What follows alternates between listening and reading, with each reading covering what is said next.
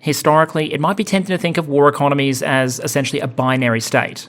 Either a country is at peace and producing fridges, PlayStations, and novelty water bottles, or it's at war, the military-industrial complex is humming, and suddenly your pre-war car factories are cranking out Shermans. The transition to war process has often varied from rough around the edges at best to an absolute crunching train wreck at worst, which at first glance might be a little hard to understand. Generals might sometimes cop flack for preparing for the last war and investing in the wrong doctrine and technology, but technology and tactics constantly evolve and change, which might make picking winners difficult without the benefit of hindsight. By contrast, it can feel like every major industrial war has given us a shell crisis, a supply chain squeeze for critical inputs, labour issues, a procurement system that rapidly seizes up, and of course corruption and con artists who come out of the woodwork and try and sell desperate but cashed up militaries, anything from fake bomb detectors powered by magic to bulletproof vests that happen to be missing the bulletproof parts. And so today we're going to have a quick look at that process of preparing for and transitioning to war, asking how nations have historically stuffed it up, why they've done so, and what the painful process of trying to fix stuff on the fly has sometimes meant for a nation's ability to deter and, if necessary, to win wars. Before we jump into it though, let me welcome back a returning sponsor.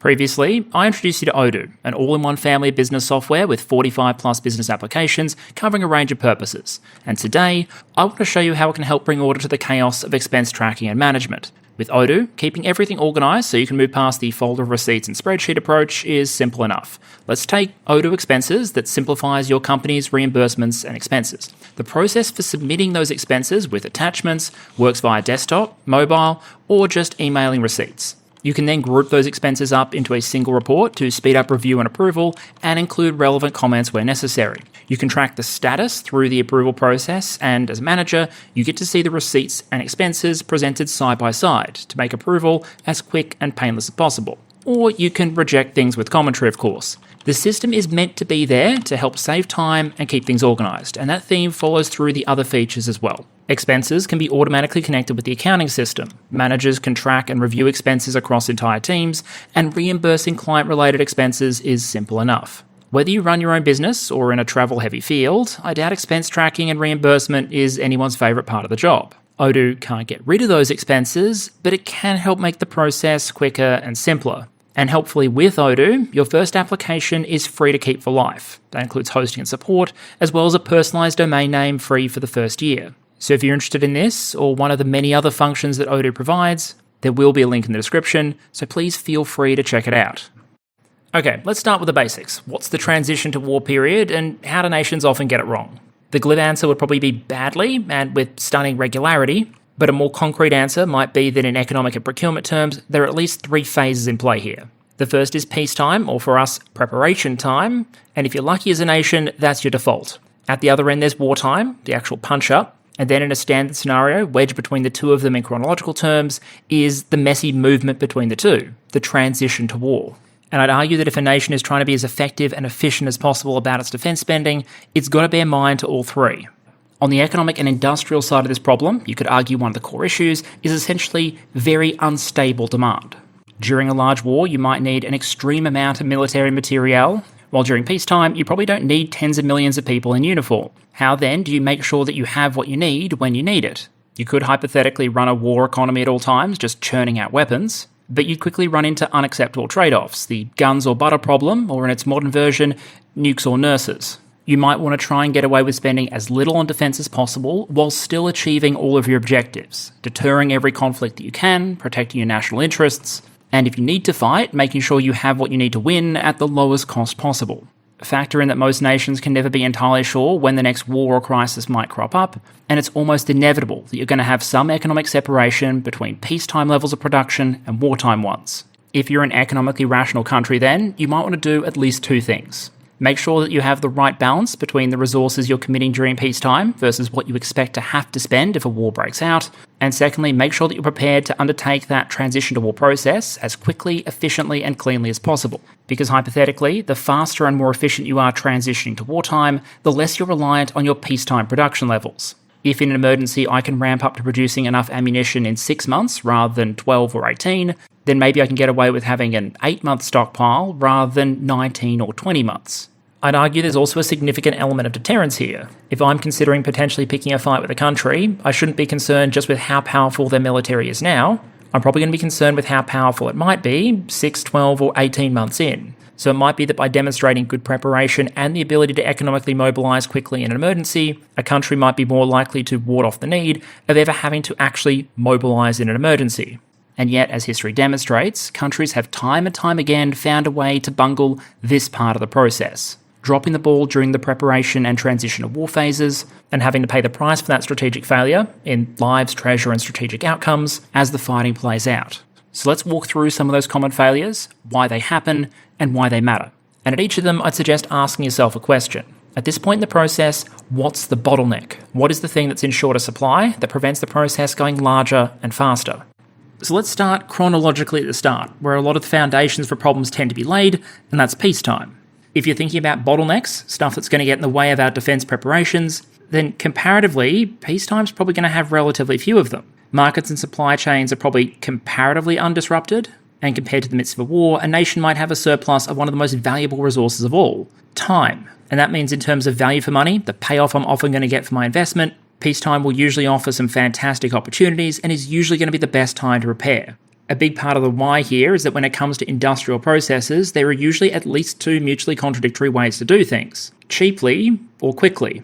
If I want to build multiple new factories, it's probably going to be cheaper for me to build them in series than it is to find all the resources and labour to build them all immediately in parallel and then have nothing to build afterwards. If I want to buy a lot more equipment, it might be more efficient to build 2 production lines and then run them for 10 years, rather than try and build 20 production lines and then run them for 1. You get the idea. So if you presume a nation is going to need military power at some point to fight a war, the cheapest time to acquire it is before fighting one. Add in the fact that if you prepare adequately, you might deter a conflict from occurring in the first place, which is almost always going to be cheaper than fighting one in monetary terms, to say nothing of the lives lost. Then if humans were utility maximising robots, this is where you'd probably be looking to make a lot of your utility maximising investments. Humans being humans though, it often doesn't work that way. For most nations, the primary bottleneck to effective defence investment during peacetime is going to simply be cash, getting the funding necessary and investing it efficiently. You could write entire anthologies on why that might be the case, but I want to bring up just 2. The first is that almost by our very nature, for humans, preventive measures are seldom satisfying. We're often far more willing to do the hard work and put in the resources necessary to deal with a crisis that we can directly see and perceive, rather than invest a fraction of those resources up front in order to prevent it or reduce the odds of it happening. It's not uniformly true, and often after a major event happens, you will see preventative measures taken. But whether you're talking about fire prevention, flood protection, financial regulation, or defence investment, you'll often see cases where those investments or those efforts aren't maintained. You can see an oversimplification of how that process might play out on the right there, which is a very basic complacency loop, if you like. Bad things happen, so humans put in place preventative measures to stop bad things happening. Because of those preventative measures, bad things stop happening, meaning that after a while, people start to ask, are all those expensive and difficult measures really necessary? I mean, the bad thing hasn't happened in ages. The clearly unnecessary measures are then whittled away until bad things start happening again, and the cycle can begin anew. The other element is that if you look at societies and the people that tend to make up governments, they're often going to have a lot of competing priorities and incentives, many of which don't speak in favour of additional defence spending. If you have a cabinet meeting and Treasury, Health, Education and Defence all show up, in a way for 3 out of those 4 people, defence is not going to be their problem, but dollars going to defence rather than their portfolios or the national surplus, that kind of is their problem. And in a democracy, there's often going to be incentive on the government of the day to do whatever they have to do in order to win the next election. And as shocking as this might be to hear, for those of you who listen to Defence Economics PowerPoints in your spare time, statistically speaking, most people don't vote on the basis of which party offers the best military procurement plan. I need to stress this isn't a herder people are dumb argument. It's just an acknowledgement of the fact that government is complicated, and they have more incentives and more things to deal with than just the prospect of preparing for a war that hasn't actually happened yet. And so even when it might be logical to take hard choices up front to avoid taking harder choices later, let's just say it doesn't always happen that way.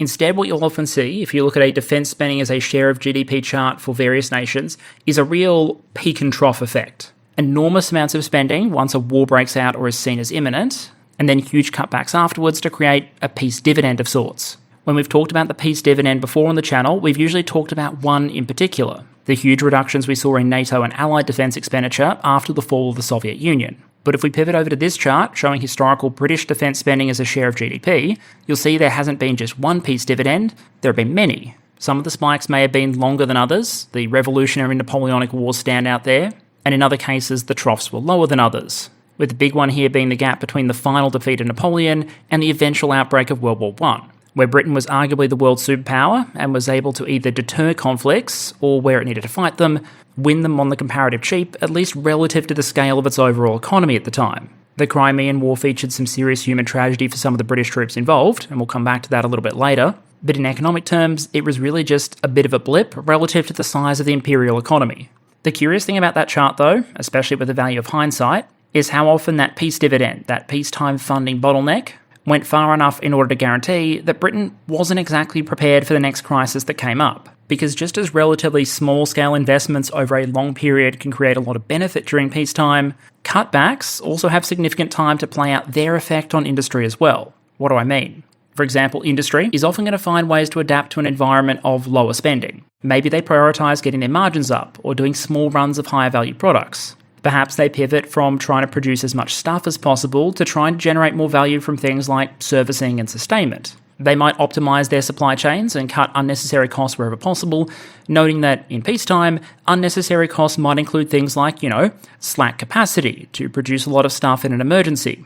This is the world of cost optimization, not ruggedization. Just in time, not just in case. After periods of conflict, and often with tacit government support, we've sometimes seen the defence industry consolidate itself. As the US noted in a 2022 report on the status of its defence industrial base, after the fall of the Soviet Union, the US went from having 51 aerospace and defence prime contractors to 5, from 8 aircraft suppliers to 3, and from 8 satellite suppliers to 4. 90% of missiles, they noted, now came from only 3 sources.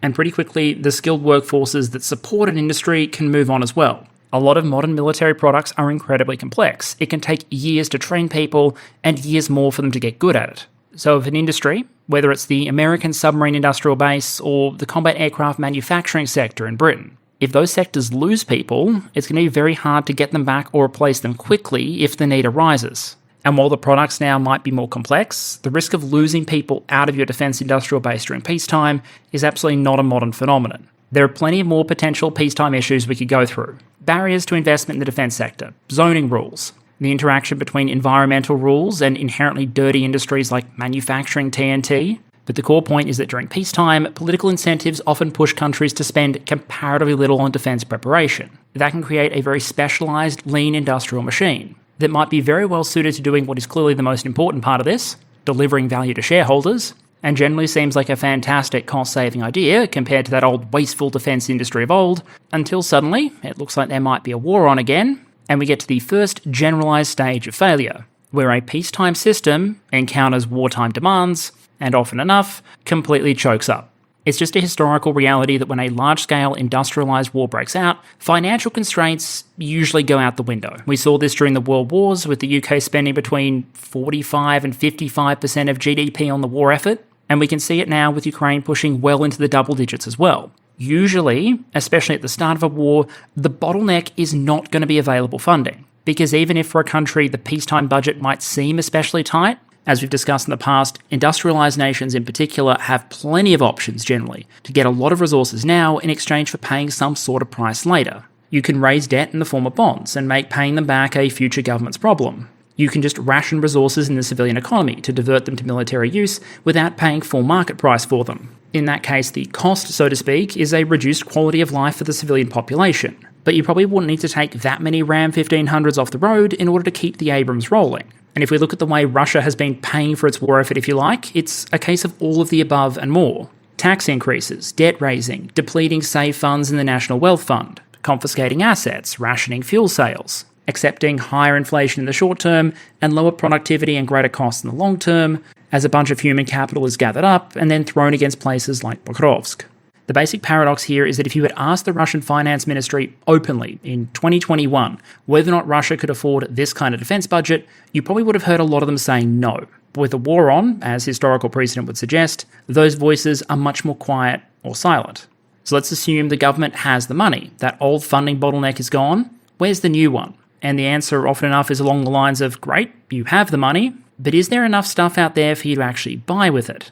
In a video game, if you have the gold, it might be simple enough to smash the requisite unit button and have an army before you know it. But in reality, in order for you to buy something as a government, someone needs to be able to make it for you or sell it to you. And it's very, very possible to be short on goods and services for your money to chase.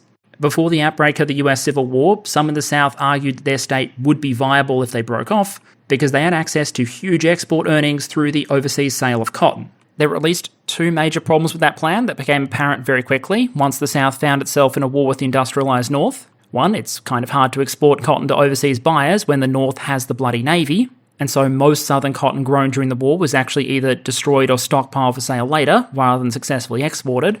And secondly, the South was desperately short on manufacturers that could take that cotton money and turn it into weapons. When it came to Confederate artillery manufacturing, the big Tredegar Ironworks in Richmond was by far the biggest player, but for various reasons it had a pretty tough time keeping up with demand. Skilled labour and available inputs were both problems, but in 20th and 21st century conflicts, a deeper problem would often not be guns and gun barrels, but the ammunition they fired. Because there's a decent chance that if you name your major war, World War I, World War II, Korea, the war in Ukraine, a lot of them are going to share a common feature, a shell crisis, and a lot of shell crises themselves are going to share a common feature, a shortage of energetics, whether for the bang you put in the shell or the bang you put behind it to get it where it needs to be.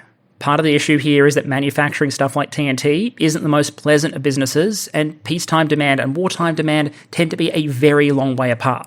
It's not a more basic product like fuel or electricity where under normal circumstances most of the consumption is in the civilian economy and you can just redirect it if you need to later on. For better or worse, your average member of the public just doesn't get through 20 kilograms of high explosive on an annual basis. Couple that with factors like labour costs and environmental regulation, and the world has generally seen the manufacturing of stuff like TNT concentrate in a smaller number of countries. And what we saw after the war in Ukraine started, and countries and companies looked to start dialing up their production of stuff like artillery ammo, is they basically all went to the market at the same time, asked for a shit ton of energetics, and encountered a significant mismatch between what was available on the proverbial shelves and what they wanted.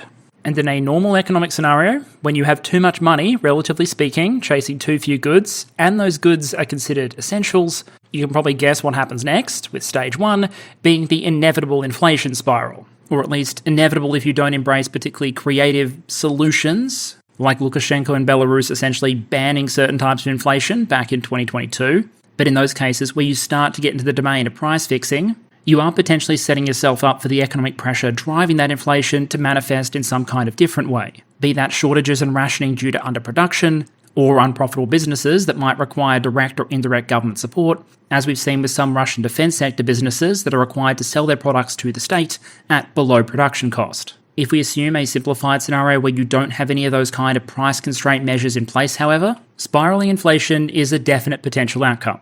Governments and suppliers desperate to get access to whatever inputs they can go out to the market and pay whatever it takes in order to get access to them. And almost inevitably, they end up paying a lot. In October 2024, Admiral Rob Bauer said that the price of a 155mm shell had risen from about €2,000 on average at the start of Russia's full-scale invasion in 2022 to about €8,000. And labour, especially skilled labour, can be an input in short supply just as surely as high explosives or steel can.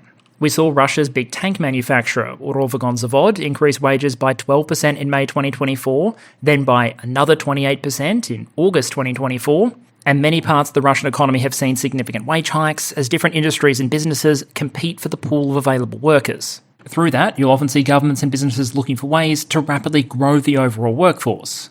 During the First and Second World Wars, for example, nations often responded to a surge in demand for wartime labour by enlisting women. During World War I, Britain had its munitionettes. France brought women into war industries by their hundreds of thousands, and shell production followed. In October 1914, France was producing 4,075mm shells a day. In June 1916, it was 151,000. In 1914, 235 155mm shells a day. In 1916, 17,000 a day. Meaning that, yes, on paper, if you don't account for the difference in the change of shell design over time, then in raw numerical terms, World War I France, circa 1916, would be more than capable of meeting Ukraine's daily requirements for 155mm shells. The problems also don't tend to stop just because you've run into an inflationary spiral for critical inputs. In many ways, the problems are still getting started. You might have different programs and demands rushing to cannibalize each other as everyone tries to ramp up as quickly as possible. A typical fight here might be between the requirements for military mobilization and economic mobilization, with there being plenty of examples of militaries mobilizing a bunch of skilled labor into the army, a realization following that perhaps that might not have been the best idea from a point of view of producing everything the military now needs, and that manpower subsequently having to be demobilized and sent back to the factories, which can amount to a lot of resources being expended in order to achieve nothing other than production delays. Alternatively, things might go too far in the other direction, with too many exemptions being handed out, and you end up with not enough troops at the front, because apparently now Damo's pub qualifies as a strategic industry. Different sectors might be trying to snap up all the rubber, steel, aluminium, and other inputs they can get their hands on, effectively bidding against each other. And then in the eye of this massive storm, there's the procurement system itself, which may well be staffed and designed to handle ordinary peacetime demand. It might be used to taking years to evaluate and award contracts. It might have a limited number of specialists in relevant areas, only so much throughput capacity, and suddenly faced with the challenge of a blank credit card and instructions to buy the military everything for delivery yesterday, there's a chance the whole system seizes up like it's just been hit by the organisational equivalent of a taser, and so we can move on to the next chapter of our story, where everyone decides the peacetime rulebook isn't exactly fit for wartime purposes, and subsequently rush to bypass and rewrite it. In the halls of the procurement office, or its historical equivalent, this is the oh shit phase, where the bottleneck might not be the availability of funding, but the ability of the procurement section to spend it quickly enough. Because if they can't, and all processes choke the process up, the natural result is going to be that things slip through the cracks or get held up, which may not sound that different from an ordinary office under crunch conditions, only here, stuff slipping through the cracks, so to speak, can have fairly dire consequences. Maybe that's an ancient or medieval military that went heavy on archers, but didn't procure enough arrows. Absolutely something that's happened more than once, and in a way, kind of the equivalent to a shell crisis before we invented shells. We've seen procurement sections that forgot or failed to prepare for the fact that mosquitoes are a thing in a bunch of tropical environments before sending troops into them, with obvious results. Apparently forgetting that cold weather is a thing, or at least failing to provide troops with the necessary equipment before sending them into that kind of environment, with obvious results. Or occasionally forgetting small details, like the fact that Americans, like the rest of us, do need to eat. That was a classic case from the British siege of Cartagena in the 18th century, where supply provision was made for the British troops involved, but not the Americans, who, as you can probably understand, weren't thrilled by the entire situation. In other historical cases I can recall, the supply section appears to be aware that calories aren't optional when it comes to human troops, but just not managing to do much about it. In one historical case, for example, troops ceased to receive a rice ration, which was critical for supporting their health, not because there was no rice available, but because the order expired, and basically no one in the office got around to renewing it in time. All of these examples sound horrible, and they were, and sound like they would have caused immense human suffering, which they did. But in a lot of cases, it wasn't just the result of bloody-mindedness, incompetence, or laziness. Although yes, throughout history that has often played a part, but often bulky and unwieldy rules and regulations, coupled with limited available manpower in the relevant sections, were a factor as well. Think of it this way. If you're a fire department that's used to putting out one fire a month, and suddenly you have to put out 20 a day, it doesn't matter if your people are very skilled and have their processes honed to perfection. Their processes weren't designed, and their force wasn't scaled for the demand they're now facing. And often enough historically, when nations have found the peacetime procurement rulebook doesn't function particularly well under the pressures of wartime conditions, often their next step has been to throw said rulebook into the fires of Mount Doom, and then invent often entirely new, much lower friction processes. As one history of the US Defense Contract Administration put it relating to US procurement during World War I, quote, "The nation abandoned the luxury of the competitive bid process," end quote. And if you read a little bit deeper, especially when you look at World War II, things went a lot deeper than just cutting away at competition requirements. What you can see on the right there is Section 611 of the US War Powers Act of 1941. I brought it in as an example of the kind of rules that countries might routinely pass during wartime that only Emperor Palpatine would pass during peacetime. In its original legalese, it says the following, quote, "The President may authorise any department or agency of the government exercising functions in connection with the prosecution of the war effort in accordance with the regulations prescribed by the President for the protection of the interests of the government to enter into contracts and into amendments or modifications of contracts heretofore or hereafter made and to make advance, progress, and other payments thereon, without regard to the provisions of law relating to the making, performance, amendment, or modification of contracts, whenever he deems such action would facilitate the prosecution of the war." End quote. Translation: the President can basically ignore the rules on government procurement and contracting as long as it's to advance the war effort. He can authorise departments to just go buy stuff, to write new rules on the fly, to employ basically any workaround he wants to employ as long as he thinks it will be good for the war effort. It's not so much Congress rewriting the rules as temporarily giving up on the idea of there being rules. Although to be fair, even here, they still did include a couple of carve-outs, like stressing that, quote, "nothing herein shall be construed to authorise the use of a cost plus a percentage of cost system of contracting," end quote. So yeah, do whatever you want, just don't use cost plus contracts, which, if you know anything about Cold War era defence procurement through to the current day, is kind of funny. As the rulebook is thrown out or desperately rewritten, forces facing this kind of procurement emergency might turn to all kinds of different measures that you wouldn't see a huge amount of during peacetime. One example might be what you could euphemistically call directed procurement, otherwise known as voluntelling your industrial base, wherein a normal approach might be the government going out to the market and saying, "Hey, we need a bunch of tanks, who wants to tender for this contract?" This is more the scenario where the government turns up at Ford and says, "Guess what? You build tanks now." A lot of states have had laws or still have laws in the books that allow their governments to do this, at least in cases of emergency. In the US, for example, there's the Defence Production Act, which dates back to the Korean War, but which we also saw activated during the pandemic.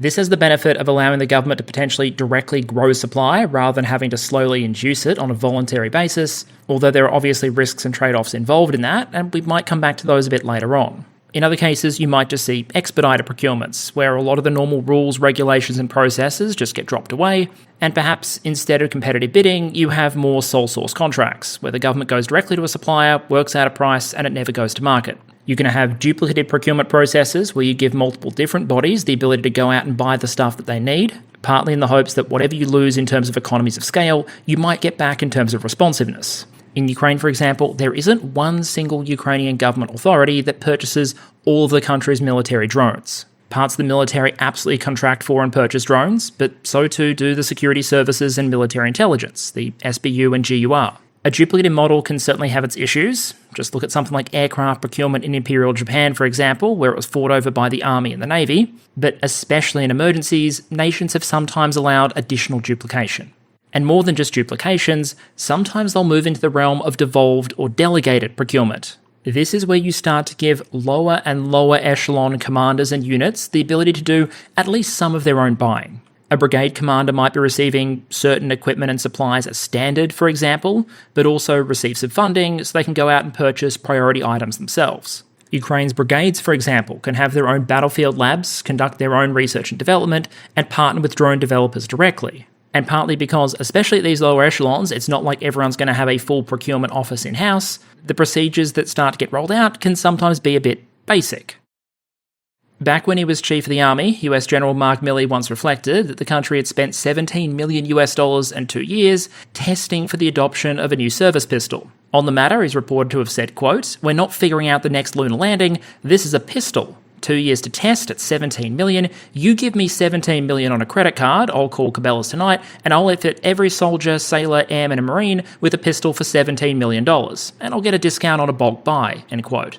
Now, obviously he was joking, but I could absolutely cite historical precedent for times where the chosen approach was basically that. We're talking supply officers rolling up to local businesses or the marketplace with the government checkbook and saying, "How much for your everything?"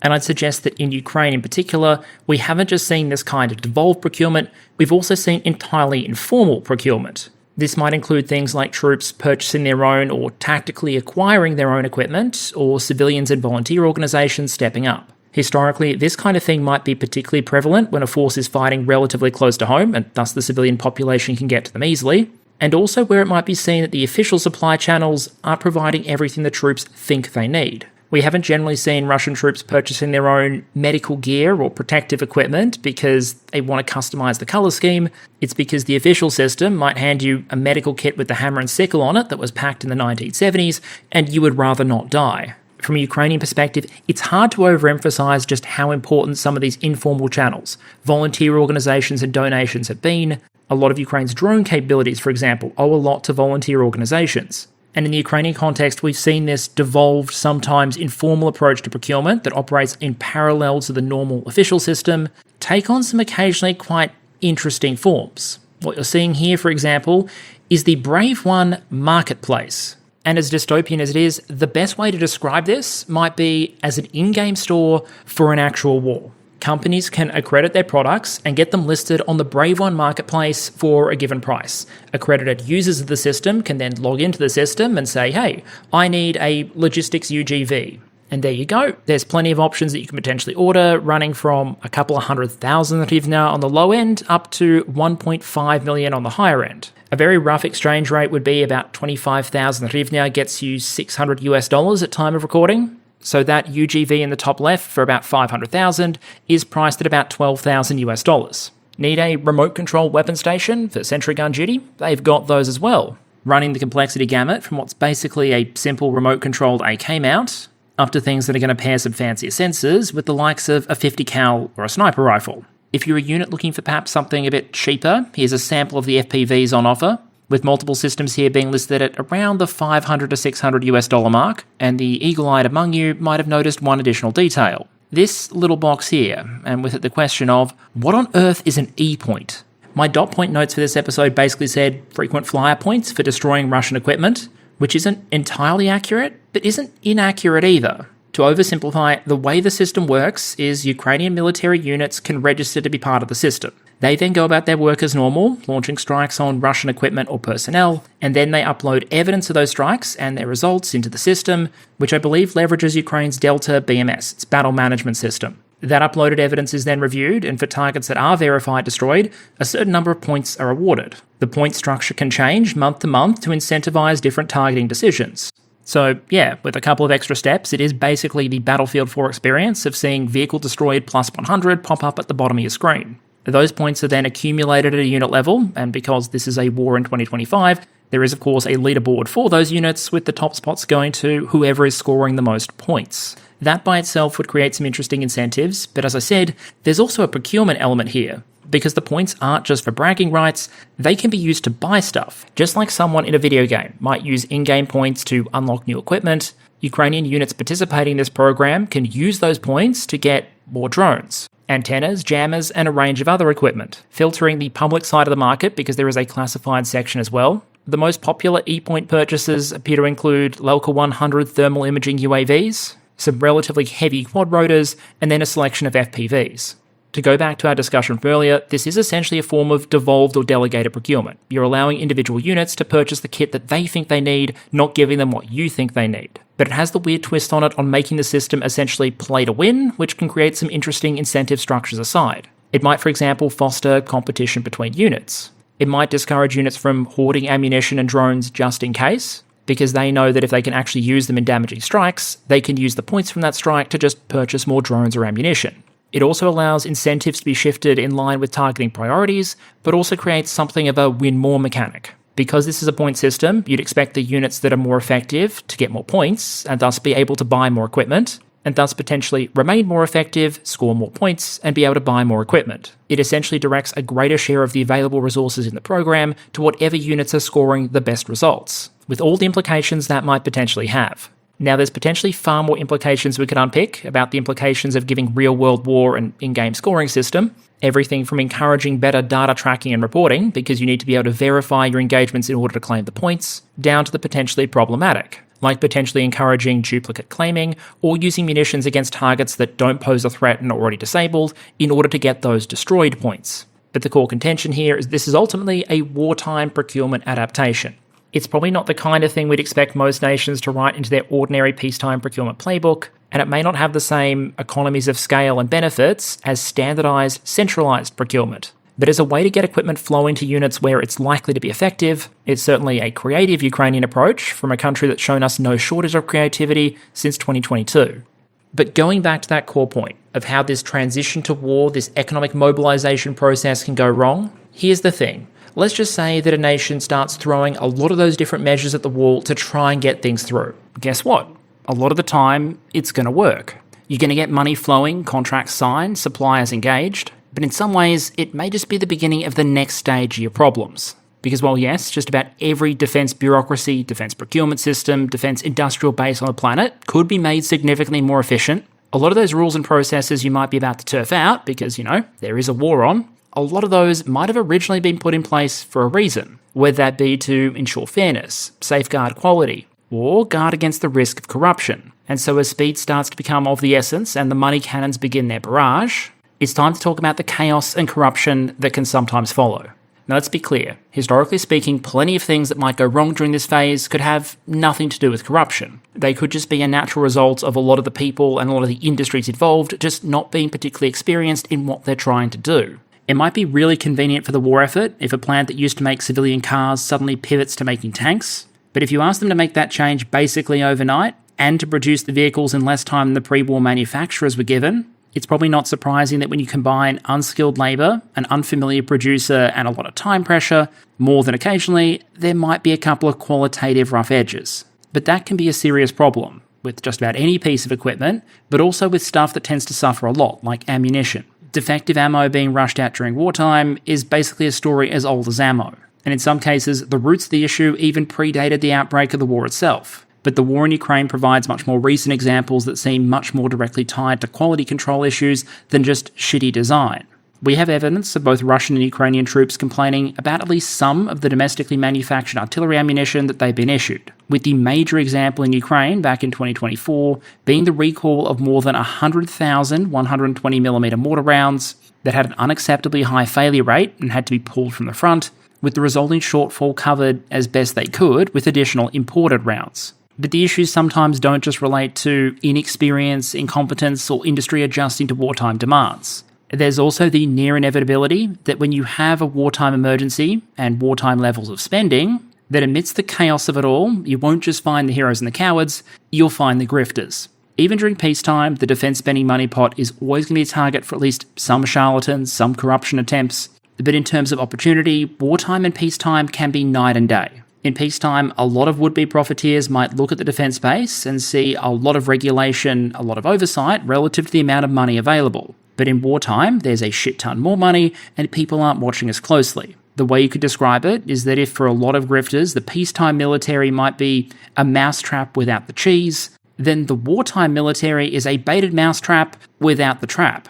Some of the most egregious examples of this phenomenon I can think of date back to the American Civil War. And it's not just me saying that when it came to procurement corruption, this war was something. As the History of the Defense Contract Administration, published by the US Defense Contract Management Agency put it, quote, there were an unprecedented number of scandals in the midst of an overwhelming demand for food, weapons, and other supplies. Post-war investigations revealed that fraudulent practices were even more prevalent than the War Department had suspected, end quote. Which is a fancy way of saying that a lot of people found ways to rip off the Union and Confederate governments in ways that would have made General Oligarkov proud. To quote from one piece in the Time, cheaply made shoes plagued the soldiers' feet. Uniforms of lousy fabric would literally fall apart in the rain. Standard issue coats and blankets were too thin to withstand the winter cold. Guns were sometimes unable to fire, and stocks and shells of gunpowder were found to be filled with sawdust. Newly ordered horses and mules arrived at the front withered, old, and sometimes even blind. Spurred by early war reports and loud calls from New York Representative Charles Van Wyck, on July 8, 1861, the House approved the creation of the Select Committee on Government Contracts. Van Wyck underlined the necessity of such a body, describing, quote, the mania for stealing, almost from the general to the drummer's boy, end quote. The new committee was tasked with investigating the procurement system and given broad latitude to act. Writing to the president, Washburn sounded the alarm, quote, the robberies, the frauds, the peculiarities in the government, which have already come to our knowledge, are absolutely frightful, end quote. Reading the reports, you'll see absolutely everything, from selling goods that didn't exist, stuff that was of substandard quality, outright contract fraud, many cases of favourable contracts being awarded to mates or political beneficiaries, and in a lot of cases, just outright profiteering that exploited some of the gaps the procurement system created. Here's an illustration with one of the mechanisms we discussed earlier. General Milley said that if you just gave him $17 million in a credit card, he could have gone and bought pistols for the whole US military rather than doing this whole procurement and testing process. And you know what? While companies probably would have responded with a little bit of suspicion if a bloke turned up with a card rated for 17 mil, they could have done it. But let's say you do give the generals or their quartermasters a credit card, or in the old days, pallets of cash or the ability to write government IOUs. What do you inevitably do when some enterprising quartermaster doesn't go down to Cabela's to buy some handguns? He happens to go over to his old mate Damo instead, who technically owns a gun store, who generously offers to set the military up with a bunch of genuine $250 a unit pistols for, say, $3,000 a gun. Or alternatively, what happens when suppliers start exploiting the cracks in the decentralized system that you've just created? The early stages of the US Civil War, for example, yielded what some of you might know as the Hall Carbine Affair. To simplify the many and messy proceedings, it was basically a three-step affair. Step 1, buy 5,000 beat-up surplus rifles that the army didn't want anymore for $3.50 a carbine. Step 2, spend very little, one estimate I read was about 75 cents per gun, to refurbish them and rebore them to a new caliber. And then step 3, go back to the Union Army, or specifically General Fremont over in the West, and kindly offer to sell the somewhat refurbished former surplus guns back to the government for $22 a gun. In a lot of cases, stuff like that might not even technically be illegal, but it is inarguably a massive waste of resources and a drag on the effectiveness of the overall system. Washington came up with all kinds of methods to fight against the waiver fraud, some of which are still on the books to this day, but one of the measures partly came down to what the senator backing it described as setting a rogue to catch a rogue. It basically enabled ordinary citizens to come forward and sue people who are ripping off the government, and in exchange, if they were successful, they'd get half of what the government ultimately recovered. So if you knew corruption was going on and wanted to rat it out, there was some serious money on the table for you. And some of you might be thinking, hey, Perun, I understand, but it was the 19th century, mate. That sort of stuff is going to happen. And my response to that would basically be that people are still people, and that while our systems might generally be more advanced and more robust now than they were in the 1860s, that doesn't mean that people won't try and sometimes succeed in finding the gaps. For example, meet this thing, the nominally British manufactured ADE 651. Basic gist here is that back in the 2000s, a company came forward to market with a couple of products that seemed almost perfectly suited for the security concerns at the time. What they were meant to be was basically handheld, customizable everything detectors. You would load a card linked to the type of substance or thing you wanted to detect into this part of the device here, and then the antenna extending from the handle section was meant to point towards that thing if it was detected. As one article from 2013 about these things put it, the devices were meant to be able to detect, quote, the most minuscule traces of explosives, drugs, ivory, and even money. They were so good they could spot target substances from as far away as 1,000 meters, deep underground, and even through lead-lined rooms, end quote. One of the men allegedly behind the devices, Jim McCormick, is reported to have claimed, quote, that his company, ATSC, had 4 laboratories in Romania and 2 in the UK, each working in isolation to protect the secret behind his amazing sensors. He boasted of a super clever expert in the background, like Q in James Bond, who turned his concepts into reality, end quote. These devices and others like them were reportedly sold around the world, to places like Kenya, Afghanistan, and importantly, Iraq, with reported contracts worth approximately $85 million to supply these things to the Iraqis at a reported unit price of thousands or even tens of thousands of dollars per. They were issued widely and used at things like checkpoints to detect explosive devices that might be concealed in vehicles, which might have been helpful if it was actually a functional bomb detector, or an anything detector, or if it did anything other than make the people selling it money. In reality, it's claimed the devices were complete bullshit. To give you just a sample, talking about those identifier cards that were meant to program the device to pick up explosives or whatever else, quote, scientists have concluded there is no way the cards can contain any information about the target substance. Even if they did, the aerial is not actually connected to the card. The handle of the device is hollow and empty. Basically, what it's claimed you were looking at with the ADE 651 was basically a hollow plastic handle with a dowsing rod attached that had about as much ability to detect explosives as the $20 per unit novelty golf ball finders that an earlier version of the device, the ADE 100, had reportedly been based on. The consequences for the grift were potentially lethal. As the article put it, quote, it's thought that hundreds of lives could have been lost as a result of the failure of the devices, whose detection power was no better than a random check. One truckload of rockets reportedly went through 23 checkpoints in Baghdad, equipped with one of McCormick's devices, without being spotted once. The Inspector General of the Iraqi Interior Ministry, who since 2009 has been in charge of an investigation into corruption around the deals, has told a BBC Newsnight investigation that for every bomb that was stopped at a Baghdad checkpoint, 4 got through and exploded. The how might have had something to do with brazen corruption. The head of the Baghdad bomb squad at the time, General al-Jabiri, was subsequently jailed for corruption as a result of the inquiry, along with 2 others.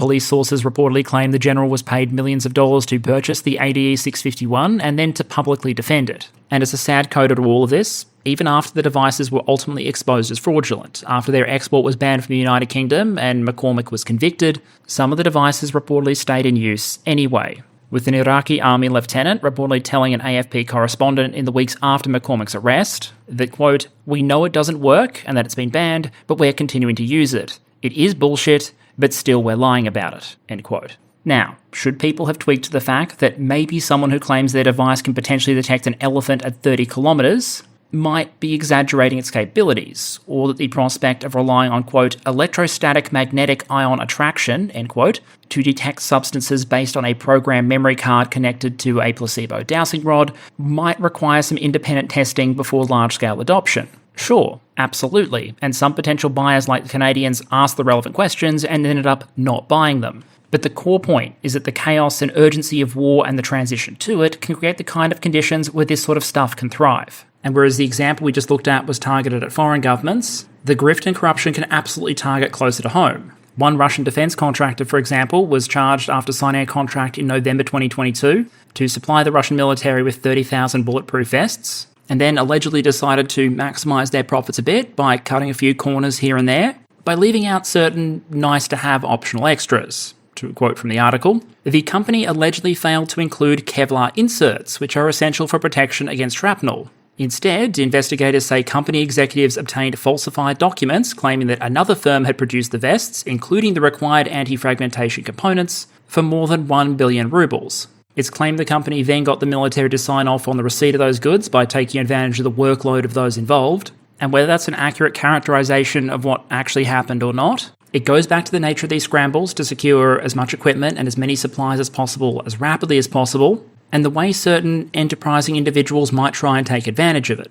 There might be a lot of money, a lot of urgency, a lot of people authorised to spend that money, and that might create the kind of chinks in the organisational armour that the grifters and the con artists need. It's perfectly fine to say that in an emergency, you just throw out the compass and rulebook and just go buy some stuff and get the war fought. You just need to understand the danger of these kind of costs appearing when you do so.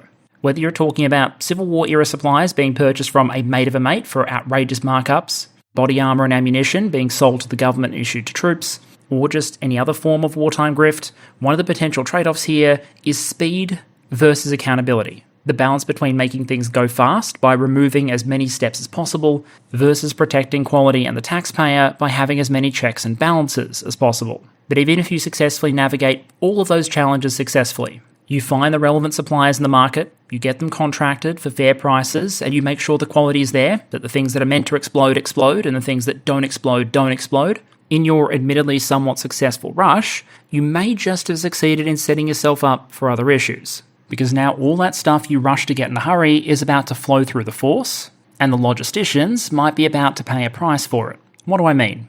During the peacetime preparation phase, a military will usually tend to buy the equipment it wants, or at least the closest thing to it that it can afford and get approval for. You might care about performance, reliability, value for money, compatibility with existing equipment, and a range of other factors. But if the shit suddenly hits the fan and your army just left all of its heavy equipment in Dunkirk, or it's 2022 and the Russians are invading, you might shift from trying to get the best stuff possible at the best price possible to just getting anything possible. We saw this happen with the Ukrainians, especially in the earlier phase of the war, where the basic approach was to go to Europe, see what everyone had in their storehouses, and basically just say, we'll take it.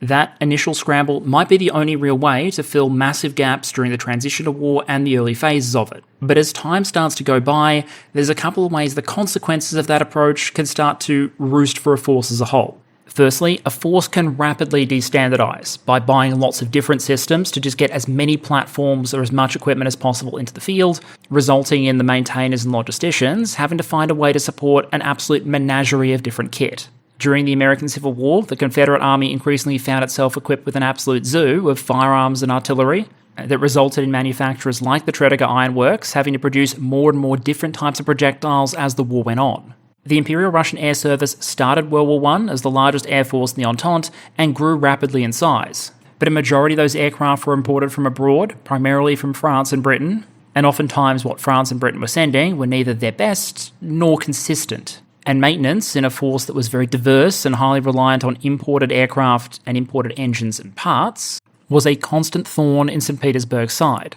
And then a more modern example of this might, as we said, be Ukraine. Russia's model of equipment replacement and force expansion has generally been based on reactivating large pools of old stored equipment. In a lot of cases that means the old equipment isn't great, but at least it's overwhelmingly of familiar types. The rocket artillery systems might be older Uragans and Grads, but they're Uragans and Grads. The tanks might be older T-80s, T-72s and T-62s, but again, they're T-80s, T-72s and T-62s. Ukraine, meanwhile, had some stored equipment, but also turned up at everyone's equipment yard sale and took whatever was on offer. Most armies might operate one self-propelled gun design. An artillery-centric force like Russia might operate a handful. By my count since 2022, Ukraine has received more than 15 different types, not counting different versions of the same vehicle like different models of M109. Most countries might want to operate a handful of different APC types, but by the Oryx list, Ukraine has received a huge variety of different M113-derived vehicles, VABs from France, XA-185s from Finland, Spartans and Samaritans from the UK, Strikers from the United States, Lavs from Canada, Boxers from Germany, and I could legitimately keep going to say nothing of the various types produced domestically in Ukraine. Despite its small size, the Air Force is now very diverse, operating Sukhoi 25s, MiG-29s, Sukhoi 27s, F-16s in various versions, Mirage 2000s, a Saab AWACS design, a whole variety of helicopters, and there are constant rumours of yet another fighter, the Swedish Gripen, entering Ukrainian service eventually as well. The Ukrainian military is an absolute mess of different calibers, parts, and standards. It kind of had to be in the context where some equipment is better than no equipment, and that's kind of the point. If you don't have enough stuff stashed or the ability to produce it quickly in emergency, you have to fall back on whatever you can get. And the consequences of that can impose a tax on the organisation that lasts long past that initial scramble to equip. And then there are other issues, other pitfalls that countries might encounter, which can be harder to plan around. In a rush, for example, a country that doesn't understand fully the war that it's about to be fighting might rush to go all in on building the wrong type of force. Maybe you hear World War I is on, but you panic and go to the market and lock in as many orders as you can for cavalry sabres instead of machine guns and artillery shells. Alternatively, you might pick the right broad types of technology, but go heavy on systems that are about to almost immediately be obsolete or may be obsolete already. If it's 1939 and you're a British official making the bet that tactical air power in this war is going to be a major factor, you'd be right. But if you take that logic one step further and place a large multi-year order for the Fairy Battle, then you're going to waste an enormous amount of money and potentially get a lot of valuable aircrew killed. This is especially true when it comes to equipment categories where evolution is incredibly rapid. In the lead up to and during World War II, aircraft were a major example. In the modern day, drones might be a current one. Because if you went all in on the types of systems that Ukraine was routinely using in 2022, just a couple of years later, you'd be stuck using something that was far inferior to the current state of the art.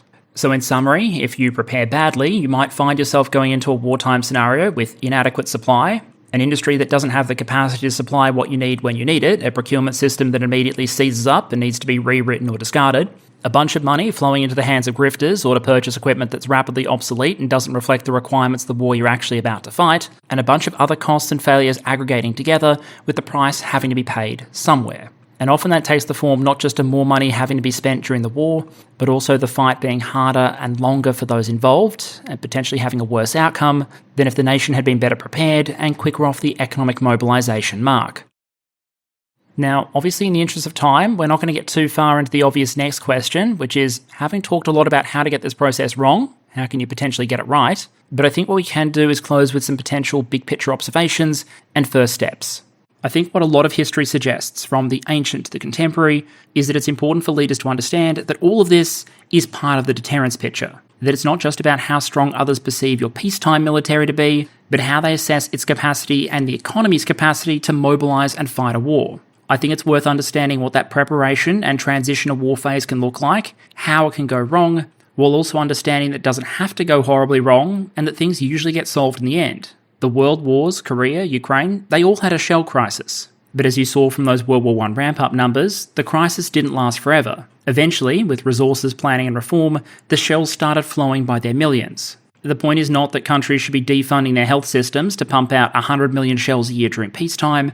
It's that a lot of the problems you might expect to encounter today have been encountered before, and that countries have come up with various solutions to them. And in some cases, it might be worth looking back to the solutions of the past to protect against potential problems in the future. Above all, I think it might be important to understand that a failure to prepare for this kind of stuff can be a massive false economy. Because as expensive as preparing for a potential war and mobilisation process might be, it may well be significantly less expensive than failing to deter a war or being forced to fight one inadequately prepared. If the goal is effective deterrence and readiness, then odds are some of the best returns on investment might be realised before the first shots have been fired and when time is still on your side. And so it might make sense to look at your system, your economy, your defence industrial base, your military supply chains, figure out what might be likely to break or choke up in a crisis, and before it gets to that point, get on with fixing it. As for how you might go about doing that, that's a topic for another episode. And okay, channel update to close out. I hope you enjoyed this episode. The idea for it came in the aftermath of DSEI, where, as I said, I was on a panel talking about how to mobilise a defence industrial base quickly and at scale, and deciding afterwards that I'd probably like to cover at least some of those concepts at a high level on YouTube, but decided that realistically, in order to do that effectively, I'd need to set the foundation first. Basically, that before we had a discussion about how to potentially get economic preparation and mobilisation right, it might be worth a quick look at some of the things that can typically go wrong. So as I said, hope you enjoyed this initial episode. In terms of other updates, I'm still deep in travel season, but the end is finally in sight. So while there might be a couple of release schedule disruptions over the next 2 to 3 weeks maximum, after that point I'm hoping we should have a relatively clean run through to the end of the year. For those of you following Peru Gaming, that probably means you have another week or two of ICBM escalation before we can get back to titles I need the gaming PC to run, like Terra Invicta. But on the plus side of all this movement, it means I should have some interesting announcements to make in the next week or two. Until then, as always, let me thank you all for your ongoing engagement and support, and with any luck, I hope to see you all again next video.